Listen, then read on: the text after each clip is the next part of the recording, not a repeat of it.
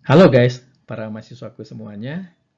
Kembali kita melanjutkan materi kuliah kriptografi.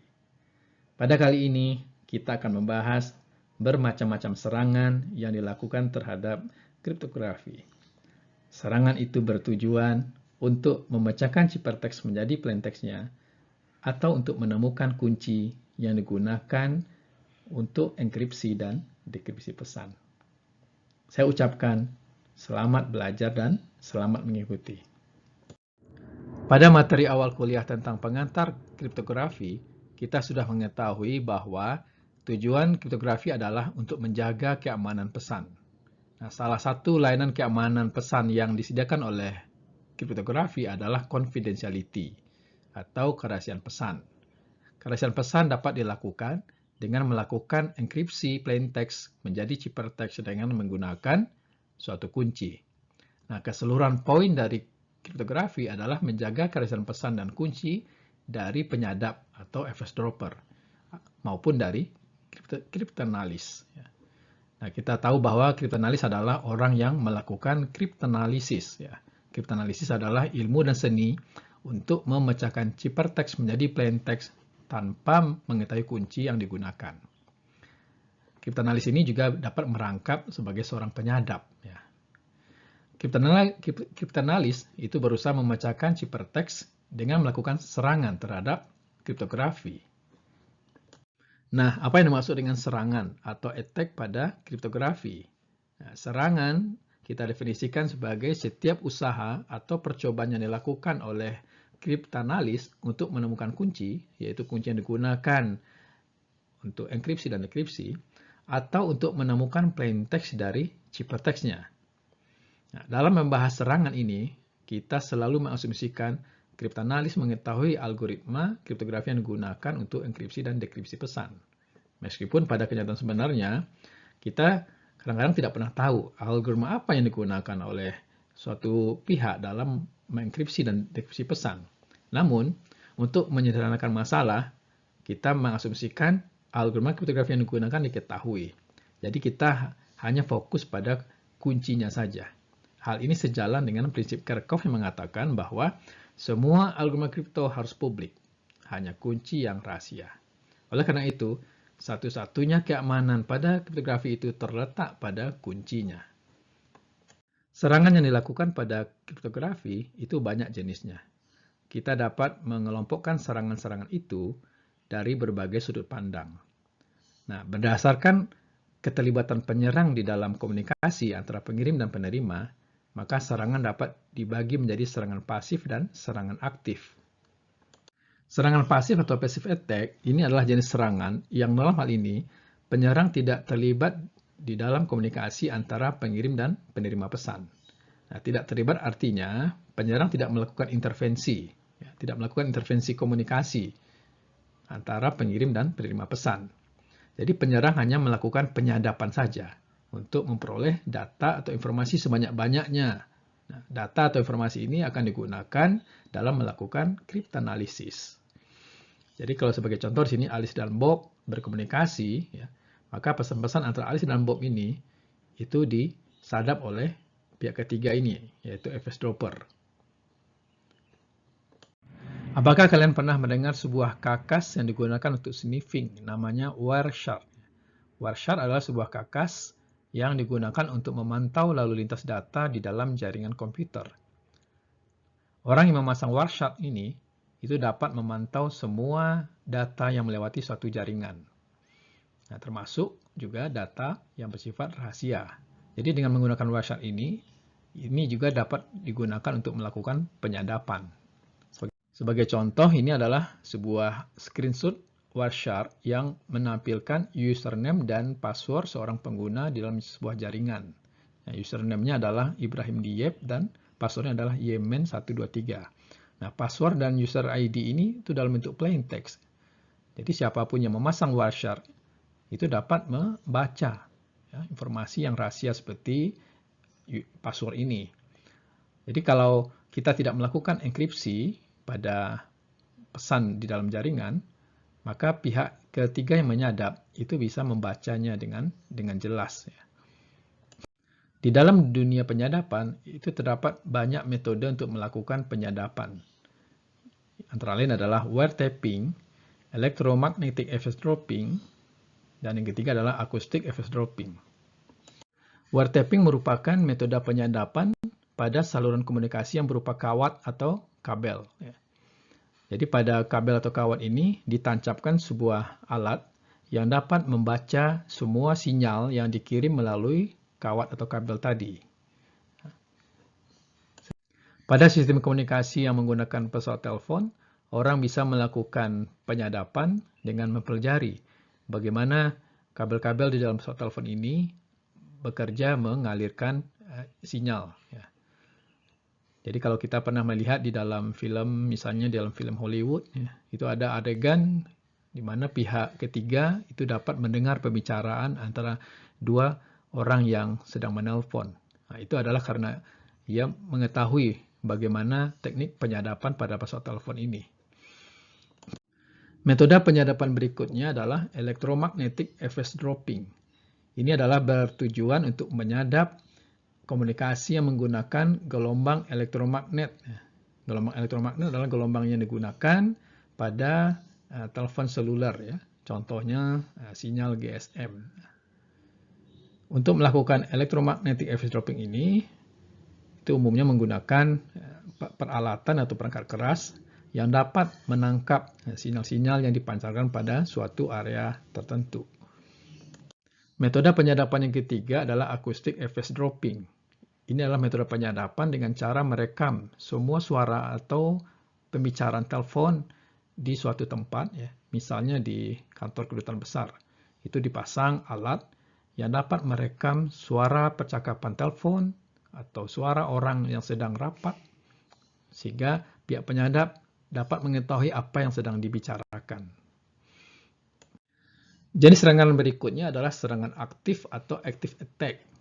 Pada serangan ini, penyerang tidak hanya menyadap pembicaraan antara pengirim dan penerima, tetapi ia juga mengintervensi komunikasi dan ikut mempengaruhi sistem untuk kepentingan dirinya. Nah, dalam melakukan serangan aktif ini, penyerang dapat mengubah aliran pesan antara pengirim dan penerima. Misalnya menghapus sebagian ciphertext, mengubah ciphertext, ya, atau menyisipkan potongan ciphertext palsu, mereply pesan lama, atau mengubah informasi yang tersimpan dalam suatu media penyimpanan. Nah, contoh serangan aktif yang terkenal itu adalah man in the middle attack. Pada serangan man in the middle attack ini, pihak-pihak yang berkomunikasi, yaitu A dan B, tidak menyadari bahwa mereka sedang berkomunikasi dengan pihak ketiga yang berada di antara keduanya, yang disebut dengan man in the middle. Jadi kalau misalnya A dan B mula-mula berkomunikasi, lalu pihak ketiga ini mengintersepsi komunikasi keduanya. Lalu kepada A, ia mengatakan dirinya adalah B, sedangkan kepada B, ia mengatakan dirinya adalah A. Nah, A tidak menyadari bahwa ia sedang berkomunikasi dengan pihak ketiga. Ia masih menyangka sedang berkomunikasi dengan si B. Si B juga tidak menyadari bahwa ia berkomunikasi dengan pihak ketiga. Ia tetap yakin sedang berkomunikasi dengan A. Akibatnya, pihak ketiga ini dapat mengetahui informasi sensitif atau rahasia antara kedua pihak. Man in the middle attack ini merupakan serangan yang berbahaya apabila terjadi pada komunikasi antara situs-situs di internet. Pihak ketiga dapat mencuri informasi yang dikirim antara dua pihak yang berkomunikasi. Kepada situs A, ia mengatakan dirinya adalah situs B, sedangkan kepada situs B, ia mengatakan dirinya adalah situs A. Contoh man in the middle attack di dalam bidang e-commerce, misalnya pada situs perbankan. Nah, jadi, nasabah bank itu mengakses situs bank untuk melakukan transaksi seperti memeriksa saldo, melakukan transfer uang, atau melakukan pembayaran dengan menggunakan kartu kredit misalnya. Nah, ia akan memasukkan informasi rahasia seperti PIN, password, dan sebagainya. Jika terjadi serangan man in the middle attack, maka pihak ketiga ini itu dapat mengintersepsi komunikasi antara nasabah dengan bank. Nah, sehingga kepada nasabah ya, ia dapat berlaku sebagai bank, dan kepada bank ia berlaku sebagai nasabah. Sehingga pihak ketiga ini dapat mencuri informasi rahasia antara keduanya. Berdasarkan teknik yang digunakan untuk menemukan kunci, maka serangan dapat dibagi lagi menjadi exhaustive attack atau brute force attack ya, dan yang kedua adalah analytical attack. Kita mulai yang pertama, yaitu exhaustive attack atau sering dinamakan juga dengan brute force attack. Pada serangan ini, kriptanalis mengungkap plain text dengan mencoba semua kemungkinan kunci yang dapat digunakan untuk melakukan dekripsi. Nah, salah satu contoh serangan yang termasuk ke dalam exhaustive attack adalah dictionary attack, yaitu serangan yang menggunakan berbagai informasi yang terkait dengan diri seseorang, ya, karena biasanya orang dalam memilih kata untuk kunci atau password biasanya tidak jauh-jauh dengan informasi tentang dirinya, yaitu bisa saja merupakan bagian dari tanggal lahir, atau alamat rumah, atau nama istri, nama anak, nama suami, atau nama orang tua, dan sebagainya. Semua informasi tersebut dikumpulkan oleh kriptanalis. Lalu kriptanalis melakukan percobaan ya, dengan membentuk bermacam-macam kombinasi kunci yang mungkin dari informasi tadi. Nah, serangan ini akan pasti berhasil menemukan kunci jika tersedia waktu yang cukup dan sumber daya hardware yang memenuhi. Tabel berikut memperlihatkan waktu yang diperlukan untuk melakukan exhaustive attack atau sering dinamakan juga exhaustive key search ya, atau brute force attack. Tabel ini diambil dari buku William Sterling yang berjudul Data and Computer Communications edisi keempat. Pada tabel ini diperlihatkan berbagai macam ukuran kunci ya, dalam satuan bit, jumlah kemungkinan kunci yang dapat dibentuk, serta lama waktu untuk menemukan kunci kalau dilakukan 10 pangkat 6 percobaan per detik. Artinya mencoba 10 pangkat 6 kemungkinan kunci ya, setiap detik. Yang kedua adalah lama waktu untuk melakukan percobaan sebanyak 10 pangkat 12 percobaan per detik, yaitu mencoba sebanyak 10 pangkat 12 kemungkinan kunci setiap detiknya. Kalau panjang kuncinya 16 bit, jumlah kemungkinan kuncinya adalah 2 pangkat 16 atau 65.536. Nah, jika untuk setiap detiknya dicoba 10 pangkat 6 kunci, maka waktu yang diperlukan untuk melakukan serangan ini sampai menemukan kunci yang benar itulah 32,7 milidetik. Nah, contoh yang kedua adalah kalau ukuran kuncinya 32 bit. Berarti jumlah kemungkinan kunci yang dapat dibentuk sepanjang 32 bit adalah 2 pangkat 32, yaitu 4,3 kali 10 pangkat 9 kemungkinan kunci. Nah, kalau dilakukan serangan dengan mencoba setiap detiknya 10 pangkat 6 kemungkinan kunci, maka total waktu yang diperlukan untuk mencoba semua kemungkinan kunci ini sampai menemukan kunci yang benar adalah 35,8 menit. Ya. Itu juga untuk 56 bit, ya, itu adalah sebanyak 7,2 kali 10 pangkat 16 kemungkinan kunci. Dan jika dicoba untuk setiap detiknya serangan menggunakan 10 pangkat 6 kemungkinan kunci, maka dibutuhkan waktu sekitar 1142 tahun untuk mencoba semua kemungkinan kunci ini sampai menemukan kunci yang benar. Dan seterusnya. Ya. Nah, moral dari cerita ini adalah untuk mencegah exhaustive key search atau membuat brute force attack ini menjadi sulit, maka perancang algoritma kriptografi atau cryptographer ini harus membuat algoritma kripto dengan menggunakan kunci yang panjang, ya, sehingga menjadi sukar untuk ditemukan kuncinya karena membutuhkan waktu komputasi yang lebih lama. Semakin panjang kuncinya, semakin lama waktu yang diperlukan untuk menemukan kunci tersebut. Jenis serangan lain yang berbeda dengan exhaustive attack atau brute force attack adalah analytical attack. Serangan ini melakukan analisis secara matematik kelemahan algoritma kriptografi dengan tujuan untuk mengurangi kemungkinan kunci yang tidak mungkin ada. Atau dengan kata lain, mereduksi jumlah kemungkinan kunci yang perlu dicoba dalam menemukan kunci dekripsi yang benar. Nah, caranya adalah dengan memecahkan persamaan-persamaan matematika yang merepresentasikan fungsi enkripsi dan fungsi dekripsi, ya. Di dalam persamaan matematika itu terkandung peubah-peubah, ya, atau variabel-variabel yang merepresentasikan plaintext atau kunci. Nah, sebagai contoh, tinjau kembali affine chipper, yaitu sebuah chipper klasik yang sudah pernah kita bahas di dalam materi kuliah sebelumnya. Persamaan enkripsi dan dekripsinya adalah C kongruen dengan M kali P ditambah B dalam modulus N, P kongruen dengan inverse M dalam modulus N dikali dengan C dikurang B. Sebagai kunci enkripsi dan dekripsinya adalah M dan B.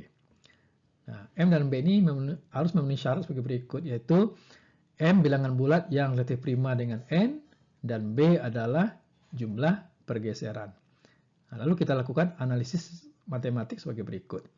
Karena N di sini, yaitu banyaknya huruf alfabet, hanya ada 26, maka nilai-nilai B yang mungkin hanya adalah 25 pilihan, yaitu 1, 2, 3, dan seterusnya sampai 25.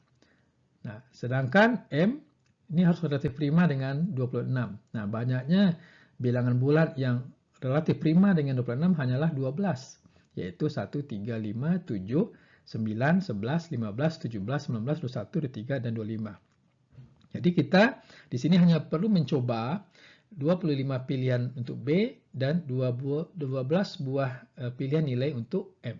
Nah, dengan demikian, ya, kita sudah mereduksi, ya, jumlah kemungkinan nilai M dan B yang perlu dicoba untuk menemukan kunci dekripsi.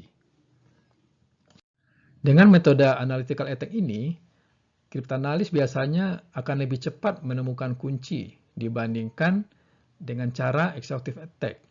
Ya, seperti yang sudah disebutkan tadi, karena dengan analytical attack ini, itu ruang kunci yang dicoba itu dapat dikurangi. Ya.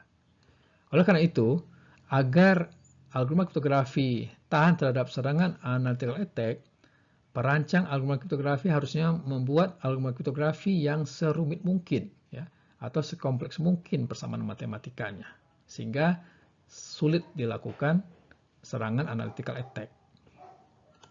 Berdasarkan data yang tersedia untuk melakukan serangan pada kriptografi, maka jenis-jenis serangan juga dapat dikelompokkan ke dalam 5 serangan sebagai berikut.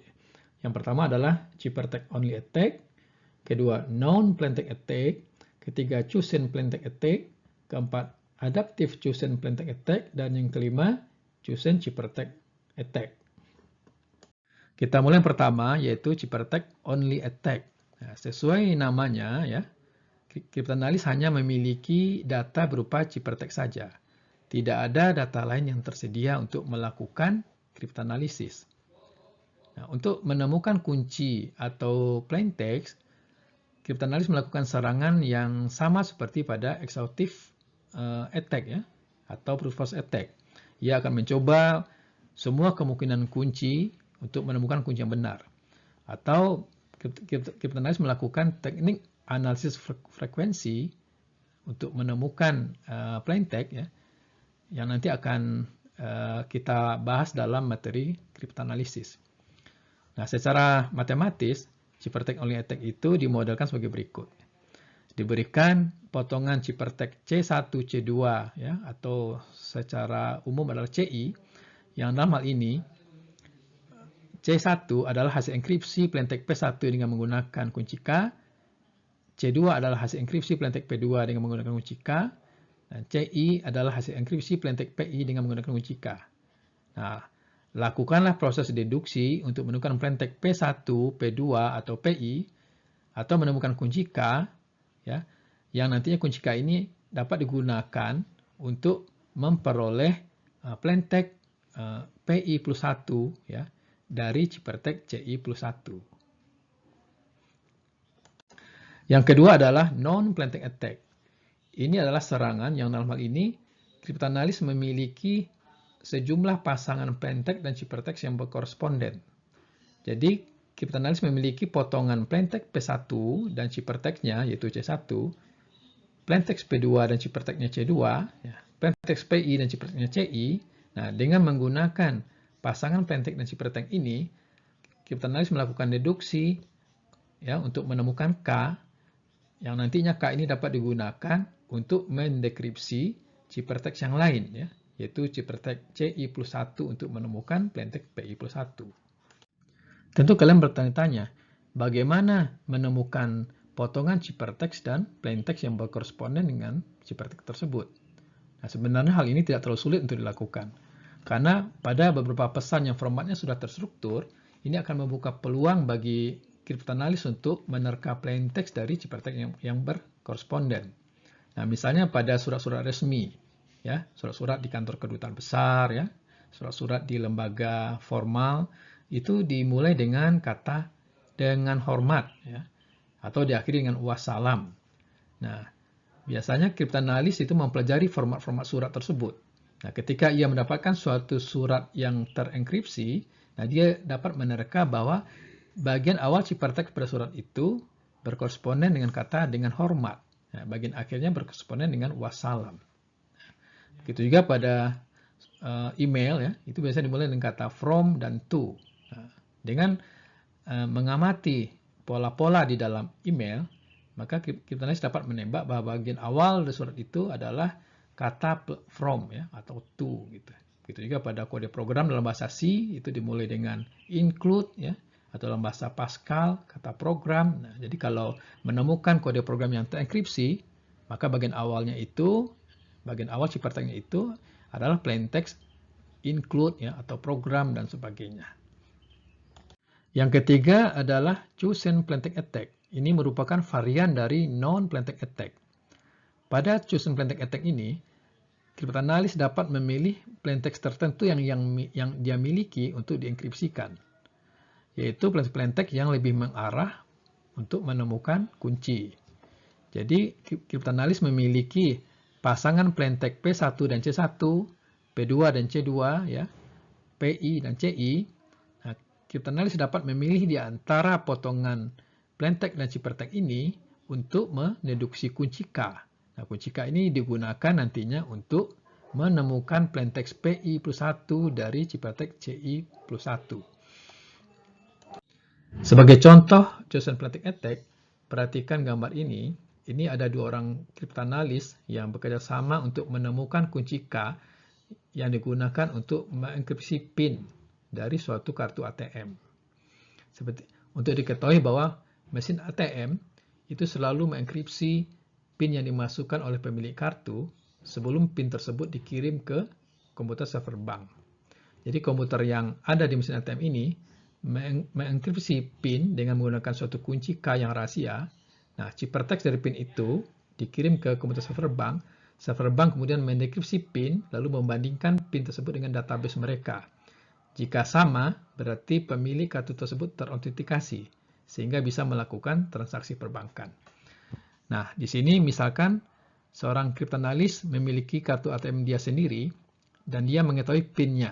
Nah, ia memasukkan PIN tersebut, lalu PIN dienkripsi oleh komputer di ATM, PIN dikirim dalam bentuk terenkripsi. Nah, kriptoanalis kedua menyadap komunikasi antara ATM dengan bank, ya, sehingga ia mengetahui ciphertext dari PIN tersebut. Nah, selanjutnya kriptoanalis ini mengubah PIN kartu ATM-nya, ya, lalu dia memasukkan lagi PIN yang baru, lalu di sini dienkripsi, dan kriptoanalis kedua mendapatkan ciphertext untuk PIN yang baru tersebut. Hal ini dapat dilakukan berulang kali, ya. Nah, berdasarkan ciphertext dan PIN yang diketahui, maka kriptoanalis ini dapat mendeduksi kunci yang digunakan untuk melakukan enkripsi. Jadi di sini kriptoanalis memiliki kebebasan untuk memilih plaintext dan ciphertext yang akan dia gunakan untuk menemukan kunci. Serangan yang keempat adalah adaptive chosen plaintext attack.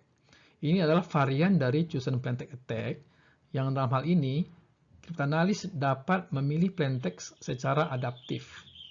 Nah, berbeda dengan yang tadi, di sini kriptoanalis dapat memilih ukuran blok plaintext yang dapat dia gunakan. Ukuran blok plaintext yang digunakan untuk mendeduksi kunci itu dapat berubah-ubah, ya, bisa bertambah besar atau bertambah kecil. Jadi kriptoanalis dapat memilih blok plaintext yang besar untuk dienkripsi terlebih dahulu, lalu memilih blok lainnya yang lebih kecil berdasarkan hasil serangan sebelumnya. Ya, begitu seterusnya sampai ia menemukan kunci untuk dekripsi. Nah, yang kelima adalah chosen ciphertext attack. Ini serangan yang mirip seperti chosen plaintext attack, tetapi di sini kriptoanalis dapat memilih beberapa ciphertext untuk menemukan kunci. Jadi diberikan di sini ciphertext C1 dan plaintext yang berkoresponden dengan C1, ciphertext C2 dan plaintext yang berkoresponden dengan C2, ya, atau ciphertext CI yang berkoresponden dengan plaintext CI. Nah, kriptoanalis dapat memilih di antara ciphertext tersebut untuk menemukan kunci K. Ya, kunci K ini dapat digunakan untuk dekripsi ciphertext, ya, untuk pada waktu yang akan datang. Setelah kita mempelajari berbagai jenis serangan yang dilakukan pada kriptografi, bagaimana cara kita menentukan atau menilai apakah sebuah algoritma kriptografi itu dikatakan aman atau computationally secure. Nah, sebuah algoritma kriptografi dikatakan aman bila ia memenuhi 3 kriteria berikut. Pertama, persamaan matematika yang menggambarkan operasi enkripsi dan dekripsi di dalam algoritma kriptografi itu sangat kompleks atau sangat rumit, sehingga algoritmanya tidak mungkin dipecahkan dengan metode analitik. Kedua, ongkos atau biaya yang diperlukan untuk memasukkan ciphertext melampaui nilai informasi yang terkandung di dalam ciphertext tersebut. Jadi misalnya untuk memasukkan ciphertext diperlukan sumber daya komputasi yang besar dan mahal. Ya, jadi misalnya diperlukan puluhan atau ratusan komputer yang terhubung dalam suatu jaringan. Nah, ternyata nilai informasi dalam ciphertext tersebut tidak sebanding dengan ongkos yang dikeluarkan untuk membeli, ya, sumber daya komputasi tersebut. Ketiga, waktu yang diperlukan untuk membacakan ciphertext melampaui lamanya waktu informasi tersebut harus dijaga kerahasiaannya. Jadi kalau ciphertext tersebut hanya waktunya hanya selama 3 hari saja misalnya, tetapi waktu yang diperlukan untuk membacakan ciphertext tersebut lebih dari 3 hari, berarti tidak sebanding, ya. Jadi melampaui lamanya. Nah, demikianlah ya 3 kriteria untuk mengukur apakah sebuah algoritma kriptografi itu dikatakan aman. Sampai di sini materi kita, ya. Saya ucapkan terima kasih dan selamat belajar.